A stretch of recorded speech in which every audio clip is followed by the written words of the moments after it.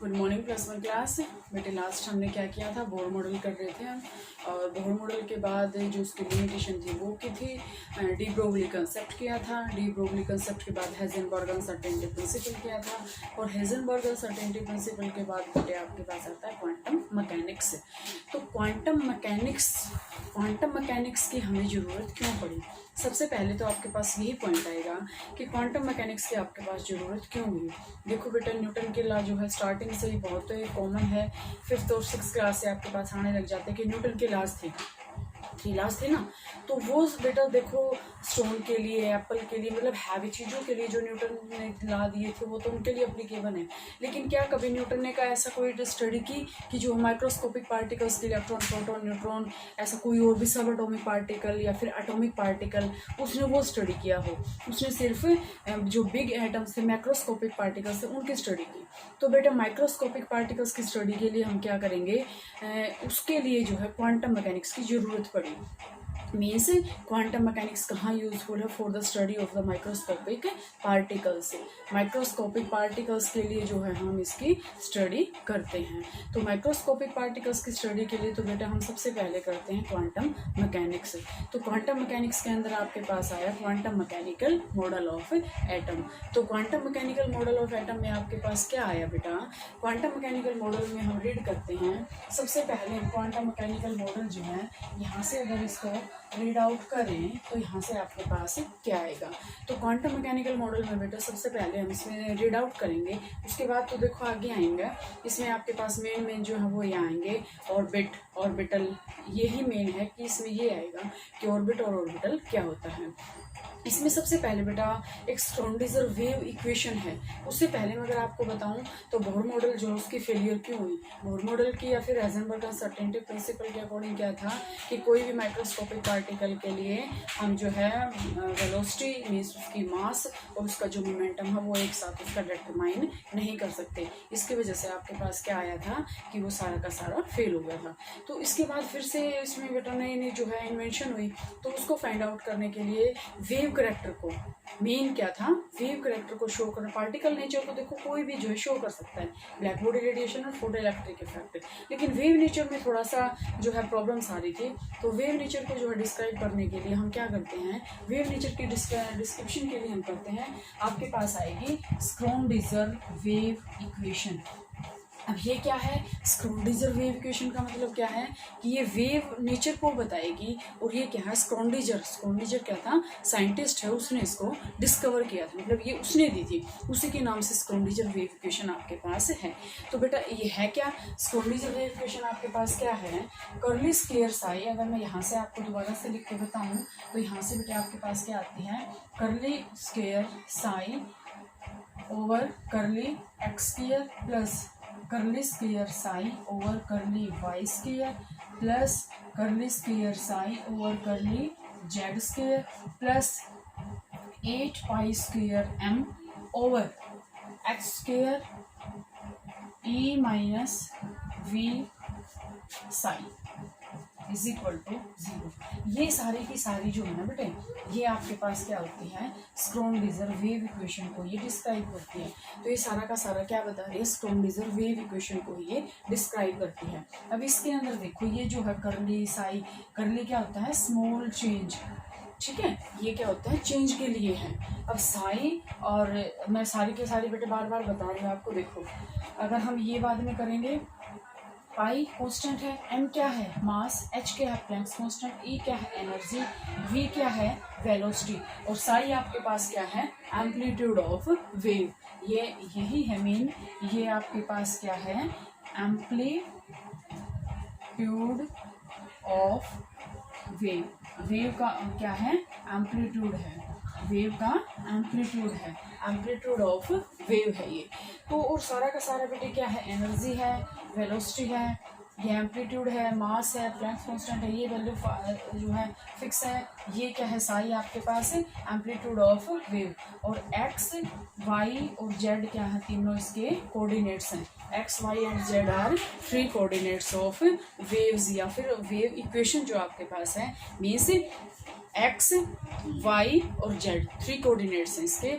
तो इसके अलोंग जो है ये वेरी जो है ये करता है। तो एक्स वाई एंड जेड जो है 3 कोऑर्डिनेट्स हैं, इसके अलोंग ये क्या करता है, वेरी करता है। इसके बाद बेटा आपके पास क्या आएगा, अब इसके बाद ये आएगा कि सिग्निफिकेंस क्या है साई का। साई आपके पास जो है, यहाँ से आपके पास साई आ गया, ये साई अगर आ गया आपके पास तो ये कह रहा है कि इसका सिग्निफिकेंस क्या है। अगर हम शॉर्ट में जो है स्क्रोडिंगर वेव इक्वेशन को शॉर्ट में लिखें तो यहाँ से शॉर्ट में आपके पास क्या आएगा, शॉर्ट में जो स्क्रोडिंगर वेव इक्वेशन होती है वो होती है H psi is equal to E psi, और ये आपके पास क्या होता है, इसको हम बोलते हैं हैमिल्टोनियन ऑपरेटर। हैमिल्टोनियन ऑपरेटर ये क्या होते हैं बेटा, ऑपरेटर्स होते हैं। फिजिक्स में आपके में टर्म्स आएंगे, शायद 11th क्लास में ही हैं। तो ऑपरेटर का मतलब ये इसमें यहाँ पे क्या है, हैमिल्टोनियन ऑपरेटर। मतलब एच के ऊपर अगर ये ऐसे कैप होती है ना, मतलब कोई किसी भी अगर वर्ड पे या किसी अल्फाबेट पे अगर कैप होती है तो उसका मतलब होता है वो ऑपरेटर है। तो यहाँ पे ये इसकी शॉर्ट फॉर्म है H psi is equal to E psi, ठीक है। और यहाँ जो ये साई है ना, इसको हम बोलते हैं वेव फंक्शन। वेव फंक्शन क्या बोलते हैं, वेव फंक्शन। अब आपके पास आता है बेटे कि ये जो हमने साई लिया इसका सिग्निफिकेंस क्या है, significance of psi, significance of wave function. Significance of wave function में हम क्या रीड आउट करेंगे, सिग्निफिकेंस ऑफ वेव फंक्शन में देखो बेटा, psi have no significant. Psi का यहाँ पे कोई भी सिग्निफिकेंस नहीं है, साई का कोई भी सिग्निफिकेंस नहीं होता। लेकिन जो आपके पास यहाँ से साई स्क्वायर होता है ना, साई स्क्वायर, वो आपके पास साई स्क्वायर हमें क्या बताता है, वो हमें बताता है प्रोबेबिलिटी। अब आपके पास देखो प्रोबेबिलिटी को समझो। प्रोबेबिलिटी देखो मैथ में भी आती है बेटा। प्रोबेबिलिटी का मतलब क्या होता है कि हमने एक थैला लिया, हमने उसमें बहुत सारी टॉफियाँ हैं, बहुत सारे बॉल्स हैं, हमने ऐसे ही रैंडमली वहाँ से हाथ डाल लिया उसके अंदर। तो प्रोबेबिलिटी मतलब रेड कलर की बॉल आने की कितनी प्रोबेबिलिटी है, ब्लू कलर की बॉल आने की कितनी प्रोबेबिलिटी है, तो वो होती है प्रोबेबिलिटी। प्रोबेबिलिटी का मतलब क्या होता है, मे और मे नोट भी, मे और मे नोट भी, मतलब हो भी सकता है और ये नहीं भी हो सकता। तो ये आपको क्या बताएगी, प्रोबेबिलिटी बताएगी। तो प्रोबेबिलिटी करने मतलब इसमें आपके पास ये क्वेश्चन आ सकता है कि what is the significance of Sai. तो साई का अकेले का कोई फंक्शन नहीं होता, साई स्क्वायर हमें क्या बताता है, प्रोबेबिलिटी।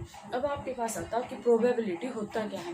प्रोबेबिलिटी देखो बेटा, हम ये मान लें कि आज जो है बादल, मतलब मौसम ख़राब है, बादलों से हमारा जो आसमान घिरा हुआ है, तो हम ये क्या मतलब अनुमान लगाएं कि भाई हाँ बारिश होएगी। जरूरी थोड़ी है ना भी होए वो बादल चले जाएं, ठीक है।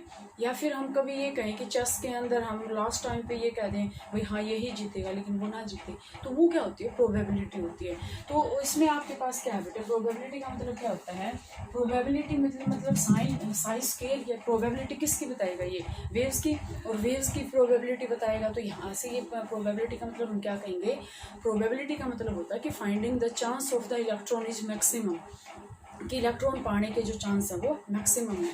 तो मैक्सिमम का मतलब क्या है बेटे, यहाँ से देखो ये आपके पास न्यूक्लियस है, यहाँ से ये न्यूक्लियस होने के बाद तो न्यूक्लियस में आपके पास क्या आएगा, यहाँ पे ये चारों तरफ आपको भी पता है क्योंकि 10th क्लास में मैंने आपको करवा रखा है, ये ऐसे ऐसे जो हैं इलेक्ट्रॉन्स जो है वो घूम रहे हैं, ये सारे के सारे इलेक्ट्रॉन्स जो हैं वो रिवॉल्व कर रहे हैं। अगर इलेक्ट्रॉन्स रिवॉल्व कर रहे हैं तो ये जो रीज़न है ना, इसको हम बोलेंगे प्रोबेबिलिटी रीज़न।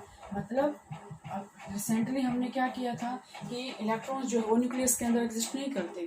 हमने ये किया था ना कि न्यूक्लियस के अंदर जो है इलेक्ट्रॉन्स एग्जिस्ट नहीं कर पाते। क्यों नहीं कर पाते, क्योंकि उसका जो वेलोसिटी थी वो स्पीड ऑफ लाइट से भी ज़्यादा आई थी, हमने कैलकुलेट करके बताया था ना। तो इसका मतलब फिर जो है इलेक्ट्रॉन्स कहाँ घूम रहे हैं, इलेक्ट्रॉन्स कहाँ घूम रहे हैं, इलेक्ट्रॉन्स घूम रहे हैं उसके जो है न्यूक्लियस उसके चारों तरफ। तो इलेक्ट्रॉन्स अगर यहाँ पे घूम रहे हैं तो ये होती है हमारी प्रोबेबिलिटी। प्रोबेबिलिटी का मतलब यहाँ से क्या है, finding chances of finding the electrons. Means वहाँ पे क्या है, चांस है इलेक्ट्रॉन के पाने के।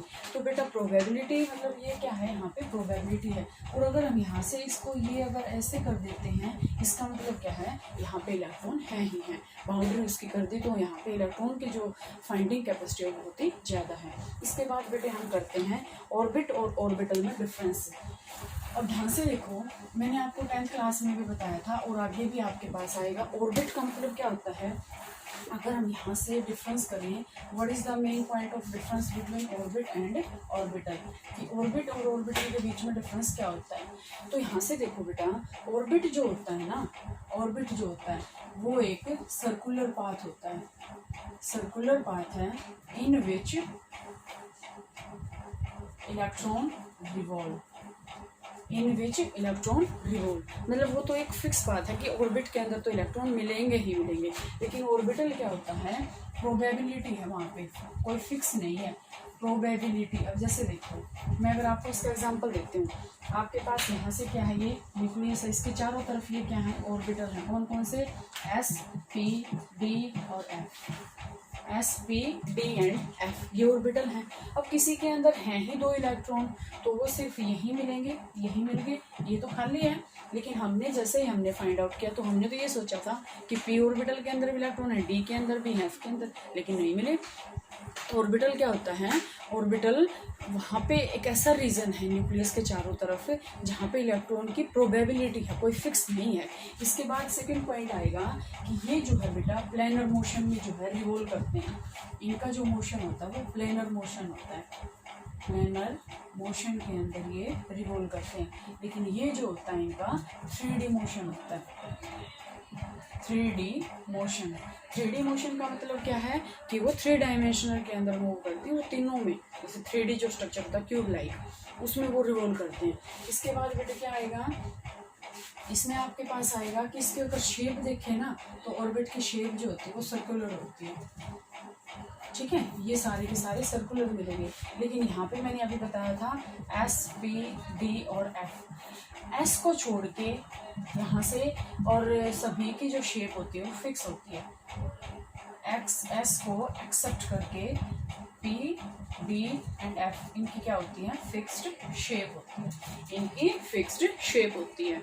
इसके बाद बेटा आपके पास क्या आएगा, इसकी जो है सॉरी इसमें बेटा एक्सेप्ट नहीं आएगा, सभी के अलग अलग शेप होते हैं, आगे पढ़ेंगे।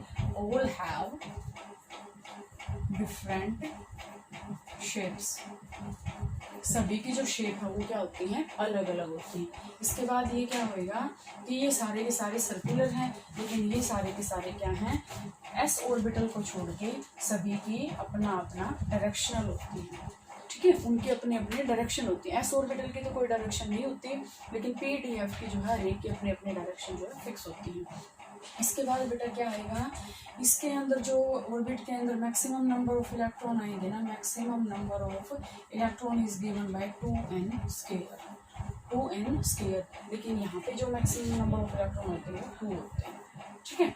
तो ये आपके पास क्या था बेटे, क्वांटम मैकेनिकल मॉडल था। इसके अंदर हमने क्या किया, स्क्रोडिंगर वेव इक्वेशन की, और हमने ये भी रीड आउट किया कि स्क्रोडिंगर वेव इक्वेशन की जरूरत हमें क्यों पड़ी, मीन्स हमें क्वांटम मैकेनिक्स की जरूरत क्यों पड़ी, to find out the relative stabilities of the microscopic particles. Microscopic particles की स्टडी के लिए हमें इसकी ज़रूरत पड़ी। इसके बाद इसमें आपके पास हैमिल्टोनियन ऑपरेटर आया, साई आया, साई इसको आप साई बोलोगे, ठीक है, ये क्या होता है, साई होता है। तो यहाँ से साई आया आपके पास, ठीक है। और मैं अगर दोबारा से आपके पास स्क्रोडिंगर वेव इक्वेशन अगर यहाँ से लिख के दिखाऊँ तो आपके पास स्क्रोडिंगर वेव इक्वेशन क्या थी, curly square psi over curly x square plus curly square psi over curly y square plus curly square psi over curly z square plus 8 pi square m over x square e minus v psi is equal to 0। Means क्या है, सारा का सारे calculation में क्या आया कि जब हम इसका सारी की सारी स्टडी करेंगे तो वो इक्वल टू 0 आना चाहिए, उसको हम क्या बोलते हैं, स्क्रोडिंगर वेव इक्वेशन। तो ऑर्बिट और ऑर्बिटल तक बेटा आप यहाँ तक इसको कर लें और आप जो है वो